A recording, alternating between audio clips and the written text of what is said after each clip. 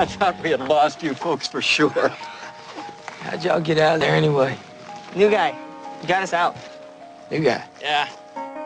Episode 3 is the one where we kind of slow down a little bit, where we really start to get to know these characters. Hey, helicopter boy.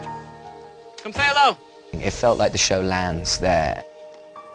We get to experience Rick going back to the survivors' camp and finding something that he never expected.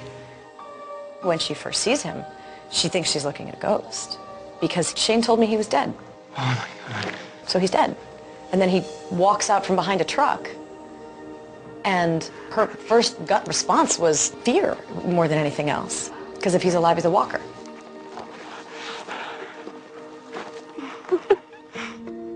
It lands more deeply when they're alone together in the tent and there's a chance to like put their arms on each other and just sort of realize you're here.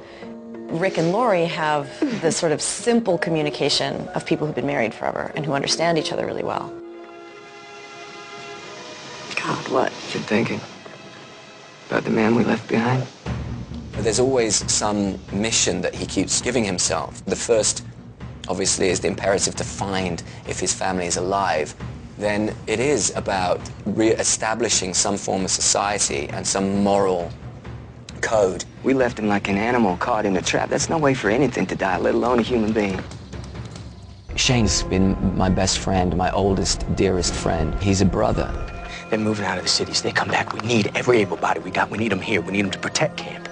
That's the show to me. The growing tensions between these two great friends, Rick and Shane, You just got here and you're going to turn around and leave?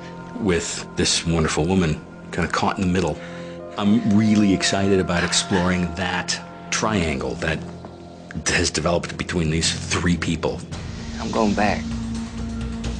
The one thing that her husband keeps doing over and over that breaks her heart is going off to protect other people that aren't her and her son. There's a ton of friction between them. He's flawed. He's not the perfect guy. He's not the perfect husband. He's never been the perfect father. Dale, have you seen Carl? Shane took him down to the quarry. And in the intervening time, things have become enormously complicated with Shane. Shane said we could catch frogs. It doesn't matter what Shane says. It matters what I say. Go on, back to camp. I think that there's an unbelievable amount of self-loathing that both of them go through. You are the one that told me that he died. I think Lori's head goes to the most defensive place, which is, you turned me into an adulteress. And I blame you for that. And I think that's pure rage. From now on, my family is off limits to you. There's a loss there. I think it sort of grows and festers and becomes quite cancerous. I think it really comes from this place of where he really, really was just trying to do the right thing.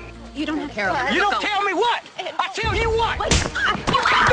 Within the camp, we see tempers boil and are able to explore something that is very important to the series, which is that often human nature is far more dangerous than the threat of the zombies.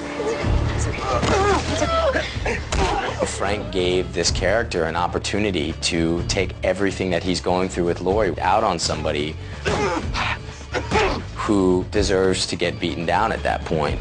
You put your hands on your wife, your little girl, anybody else in this camp one more time, I will not stop next time. Do you hear me? It sort of is a great example of this breakdown of rules, and, you know, at the end of the day, he can kind of do what he wants.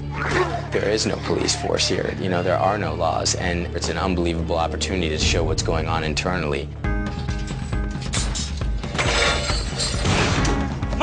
You could call Merle Dixon a survivor, and he has what it takes to survive, and he will do whatever it takes to survive. The human condition that's being expressed and being dealt with in this series is just phenomenal. It's a tough one. Our rules have been thrown out the window now. I mean, it's back to square one.